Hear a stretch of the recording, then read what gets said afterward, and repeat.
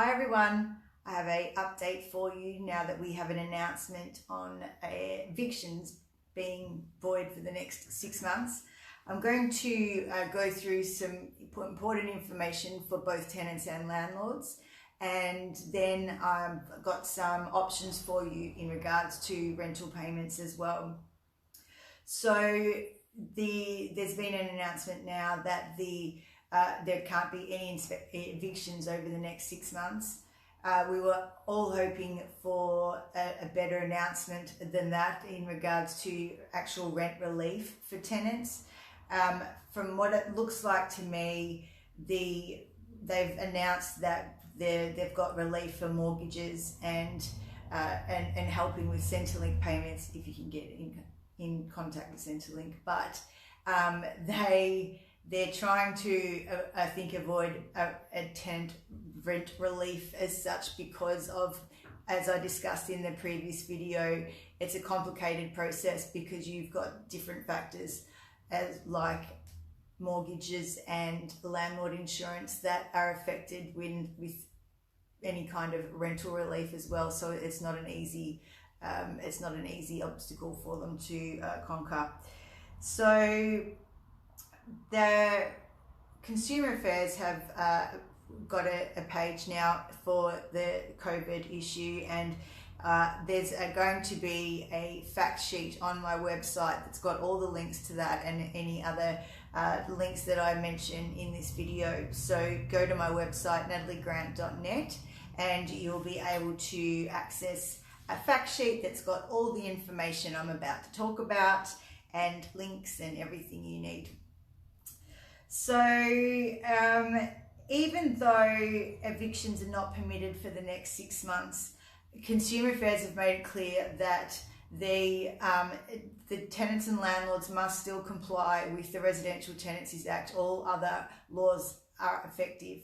And they have encouraged landlords, though, to be compassionate and with tenants. And the same goes with understanding also with tenants that landlords are losing their jobs as well, and they're in financial hardship as well. So the government has encouraged tenants and landlords to negotiate a rent if their tenants are suffering from financial hardship, and I'm going to help both sides in to negotiate the best outcome for both parties. The tenants suffering from financial hardship can also seek assistance from organisations mentioned in the article that I've got on my fact sheet. So if a tenant has lost employment and needs to end a fixed term tenancy, they can also approach the landlord about this. And if that is unsuccessful, tenants have the right to apply to VCAT for end of fixed term tenancy due to severe financial hardship. So, and a VCAT will listen to that case and order accordingly. So landlords need to understand that the VCAT are going to be even more pro-tenant than what they already are, and they are potentially going to let tenants out of their lease if an agreement cannot be finalised between the both parties for a rent reduction as such. Now, after the initial fixed term lease has ended, I've had a lot of inquiries from tenants in regards to landlords requesting that they renew their lease and insisting that they renew their lease. You can't do that, unfortunately. A tenant has a right to stay on a month-to-month tenancy after the end of a fixed term period. You can't enforce that a lease is renewed. I was on a month-to-month tenancy for 10 years. So that is important for landlords to keep in mind, and for tenants to understand you don't have to renew your lease. You can stay on a month-to-month tenancy and you can't be kicked out because of it. VCAT won't look favourably to landlords that do refuse to have a discussion with tenants in regards to a possible rent reduction if it does end up in VCAT. the member won't look favourably at that at all. So it is in your best interest.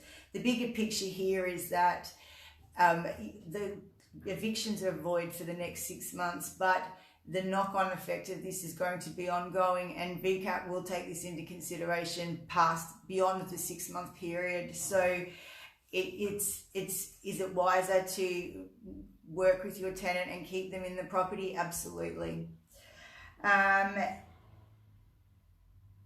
All negotiations in regards to an agreement should be in writing. Anything to do with the rental property and talking with your agent or landlord should always be in writing, and that way both parties have proof of the agreement as well. And property managers, talking about property managers, if you do have to contact your agent, please understand that they would be absolutely bombarded at the moment. So please be patient, and please also remember that they're just the middle person and that they act under instruction from the landlord at the end of the day. So if you're a tenant and you don't like what the agent has told you or a decision from the landlord, please try not take it out on them. It's not an easy time for them either. If you're a tenant and you're suffering from financial hardship, approach the landlord or agent and start the discussion in regards to negotiating the rent. There are other options for you as well. And in regards to getting assistance with paying your rent, there with organisations, there's been $6 million given in funding to different organisations to try and help people that are on the verge of homelessness. So it's not a fun thing to do, but there is that assistance there for you as well. Same with landlords. Landlords also have the option of deferring mortgage repayments for 6 months and possibly having your fixed term interest rate reduced during this period. Also, I have agent representation services. So if you would like me to represent you and help in the process in negotiating with the landlord or with the tenant, that is something that I can offer as well and do for a minimal fee regarding the circumstances. Now on to some potential options for rent negotiations to help.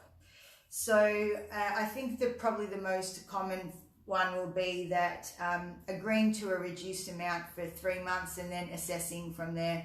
Nobody knows what's going to happen in a month, let alone 6 months. So I think it's fair and reasonable to ask for a reduction and for 3 months and assess at the end of that period, and then if needed for longer, you know, if the state of the economy and everybody is still out of jobs, then it would continue longer.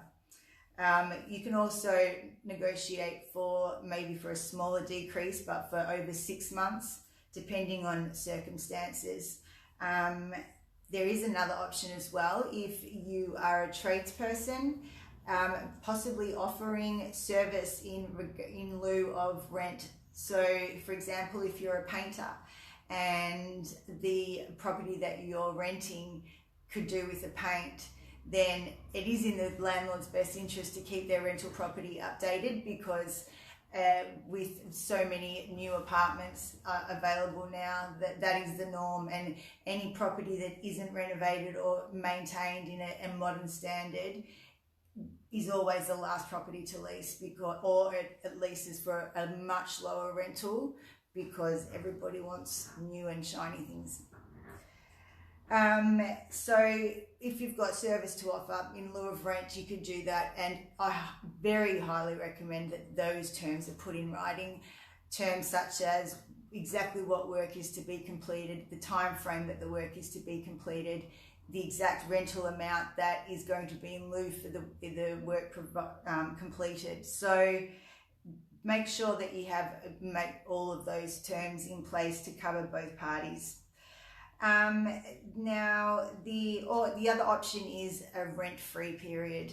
So instead of a reduction, maybe agreeing to 1 week's free rent, depending on each other's financial situation, what works best for both parties. It's going to be communicating and staying calm, and being patient, and not approaching the subject with any aggression in your tone or anger, because that just puts the other person offside.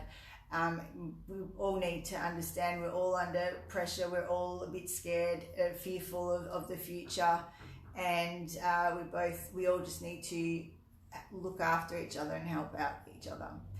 So feel free to, and also one last thing, bond cannot be used as rent. So if you want to, if you're maybe moving out in a few months or whatever, and thinking that you can use your bond as the last month's rent, you're not allowed to do that. So that's it. Go to stay updated by my videos. Make sure you like my Facebook page, and go to the website www.nataliegrant.net.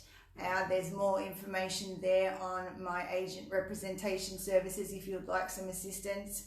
I am also offering during this COVIDness period free rental advice for tenants and landlords to do my bit in helping the community.